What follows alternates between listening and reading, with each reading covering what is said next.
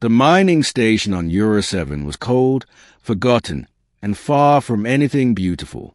Its skies were grey, the air was always dry, and most days passed without any sound but the hum of machines and the occasional groan of exhausted workers. Jace, a technician from Moth, had lived there for 2 years. He worked 12-hour shifts repairing old rigs, spent evenings in silence, and had only one joy left: chocolate. He rationed it carefully, a small stash hidden in his locker. Every week, 1 bar, a ritual, a reminder of home. That day, he had saved a bar for his night watch. It was old, slightly crumbled, but he didn't care. He unwrapped it slowly and leaned against a crate outside the supply tent. Then he saw her.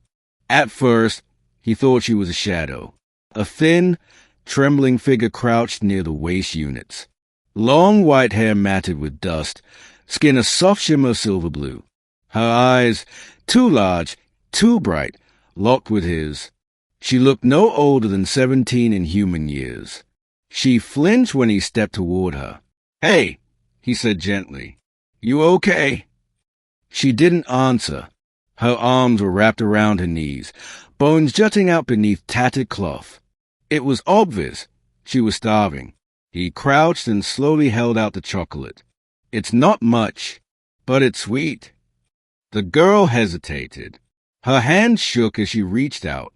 She sniffed it cautiously, then bit and froze. Her eyes widened with disbelief.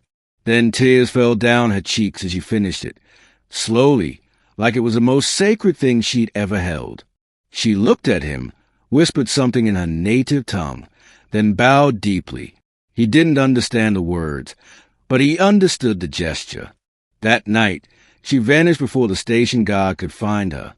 Over the next few days, Jace couldn't stop thinking about the girl. He asked around, but no one had seen her.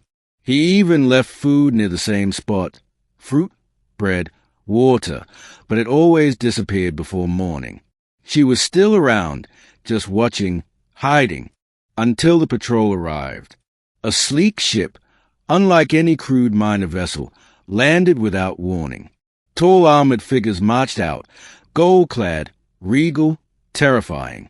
The miners scattered. Jace stood frozen.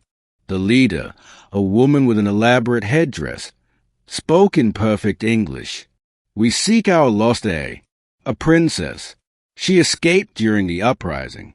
We have traced her presence here." Jace's heart thudded. The girl, was it possible? He stepped forward. "I think I saw her." Every eye turned to him. He told them everything: the night, the chocolate, her hunger. The alien leader's eyes narrowed. "You gave her sustenance?" she asked. "I didn't know she was." He paused. "I just saw someone who needed help." There was silence. Then the leader pressed a finger to her temple and spoke in her own language. Moments later, from behind the guards, a figure emerged. It was her, but no longer ragged. She wore a shimmering dress, her hair combed, her posture upright, but her eyes, wide and emotional, were still the same. She looked at Jace and ran. She threw herself at him, wrapping her arms around his chest. Gasps rippled through the crowd. "She refused all food," the commander whispered. "She barely spoke.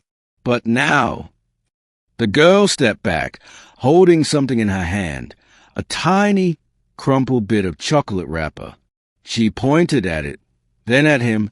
"She carries the wrapper like a holy relic," the commander said. "You fed her when others would not. That act binds her to you."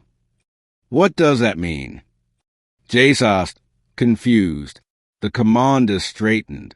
"In her culture, to share the loss of one's food is an act of sacred trust. Especially chocolate, it is rare and revered. She has declared you her chosen." Jace blinked. "Her what?" "She chose you as a life companion." He nearly stumbled. "Whoa, wait, hold on. I was just being kind. I didn't mean to." The girl stepped forward, speaking softly in her language. A translator drone hovered down and played back her words. You saw me when I was nothing. You gave to me. I choose you, not because I must, but because you were kind when no one else was. The aliens around them all bowed. You have the right to refuse, the commander said. But know this, if you accept, you are not just marrying royalty. You are saving her, and you will be brought to our home world, honored, respected. Jay stared at the girl. Her eyes were full of hope, not pressure. He realized, in that moment, he didn't feel afraid. He felt peace, as if in a galaxy of strangers, he had found something real. I'm just a technician, he said quietly. She reached out and touched his hand, gently. But maybe, he added, this technician's got more to give. The girl smiled, and for the first time since arriving on Euro 7, so did Jace. He left with her that night. The mining station faded behind him as a royal ship took off. Inside the vessel, she sat beside him, still holding the wrapper like a treasure. They didn't speak much. They didn't need to. In time, he learned her name, Ceravelin of the Shining Moon. She taught him her language. He taught her how to laugh. He never expected royalty. He never expected to matter to someone beyond the moment. But a simple act, a shared piece of chocolate, had changed two lives forever.